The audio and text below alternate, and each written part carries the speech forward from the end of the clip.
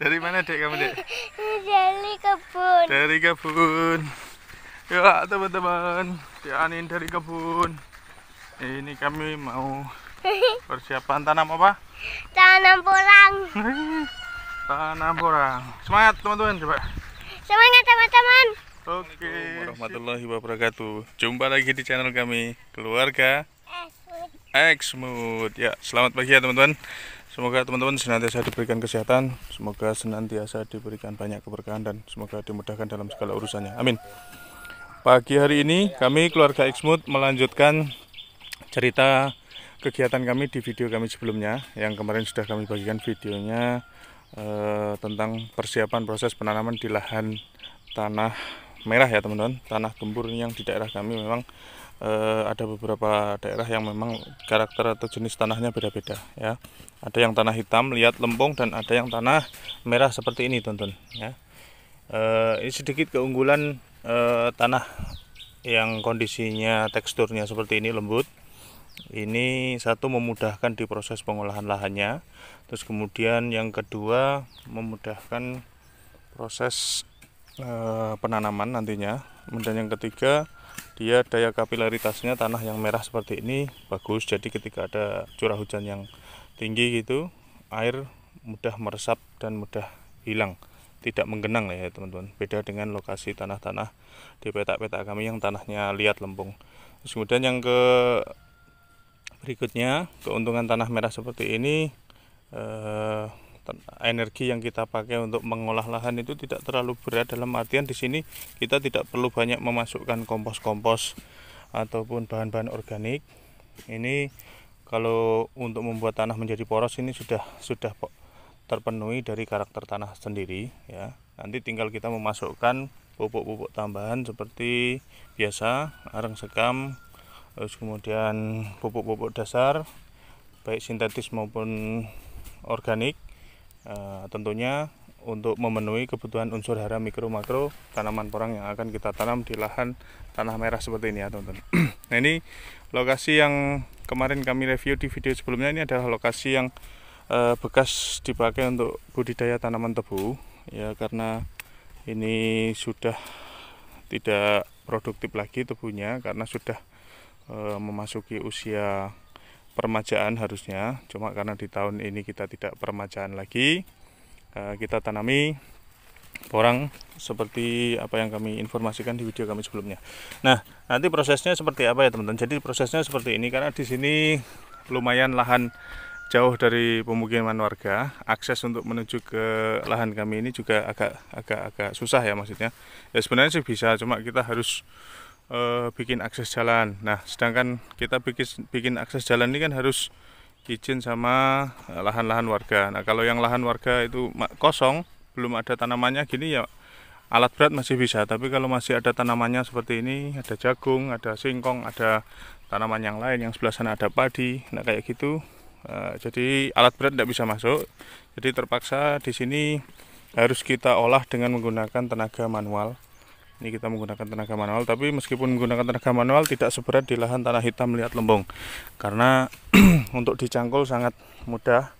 Tapi tentunya harus menunggu hujan ya teman-teman. Jadi ada hujan 1 kali 2 kali gitu. Kalau karakter tanah yang seperti daerah kami ini, langsung dia mawur ya, mawur seperti ini, gembur seperti ya kayak roti bolu ini teman-teman tanahnya. Tapi kalau yang belum kena air hujan, dia tetap keras tanah seperti ini. Tapi kalau sudah kena air sedikit gitu langsung seperti ini ya teman-teman. Nah, ini nanti karena lahannya posisinya miring, ini akan kami tata supaya aman dari sisi jalur sanitasinya, kemudian jalur putusan-putusan ininya, karena kalau tidak kita putus tengah seperti ini nanti air jadi bisa merusak bedengan yang kita punya. Jadi kita buatkan titik 1, 2, 3 untuk jalur air, supaya air nanti bisa lancar mengalir ke bawah tanpa merusak bedengan dan tanaman porang kita ya teman-teman. Seperti biasa, nanti setelah kita lakukan proses pengolahan lahan seperti ini, kita bersihkan lahan-lahannya dari rumput, gulma-gulma maupun sisa-sisa pohon ini tebunya ini. Nah, ini kalau tebu itu harus dongkel ya teman-teman.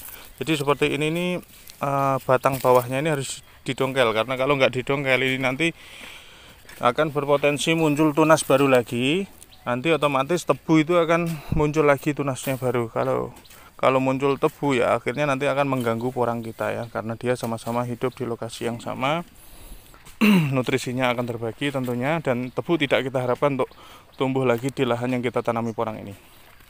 Kemudian setelah kita lakukan proses pembersihan gulma sekaligus ditata bedengannya seperti ini, biasa nanti kita akan rapikan. Setelah rapi kita akan koak di lokasi tempat tanamnya. Kita masukkan kompos-kompos sama pupuk dasar ya, seperti yang tadi kami informasikan, pupuk dasar baik sintetis maupun organik.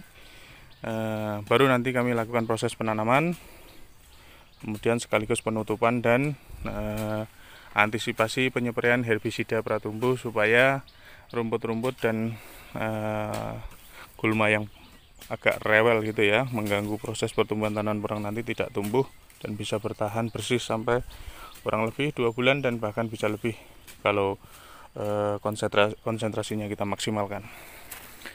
Salah satu keunggulannya ya seperti tadi, ini nanti yang kondisinya seperti ini nih cukup menghemat biaya ya, cukup menghemat biaya, beda dengan tanah liat lempung, karena tanah yang liat lempung harus kita bikin gembur dulu, kita harus memasukkan banyak-banyak kompos sehingga biayanya lebih besar teman-teman, beda dengan lokasi yang lahannya seperti ini. Nah, ini untuk luasan bedengannya seperti biasa kami bikin dengan luasan bedeng 80 cm.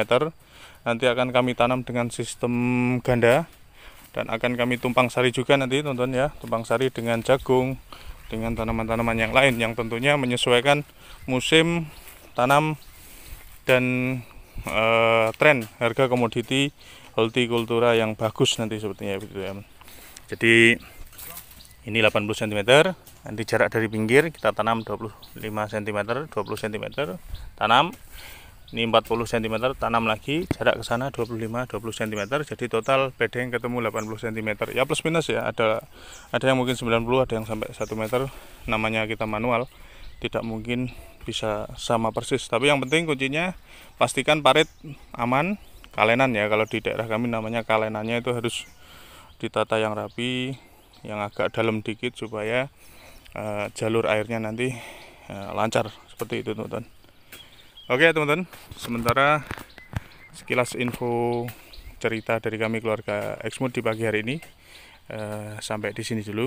Nanti perkembangan selanjutnya di proses penebaran pupuk dasarnya tadi baik pupuk dasar sintetis maupun organik, sekaligus nanti kami tebar dolomit juga ya teman-teman, dolomit. Jadi semua kita masukkan. Nanti perkembangan selanjutnya seperti apa, ikuti terus proses penanaman kami di lahan tanah merah, tanah yang sudah gembur seperti ini. Oke, terima kasih untuk semuanya, teman-teman yang sudah senantiasa bersedia bergabung bersama kami. Salam sukses dan sehat selalu dari kami keluarga Exmood. Wassalamualaikum warahmatullahi wabarakatuh.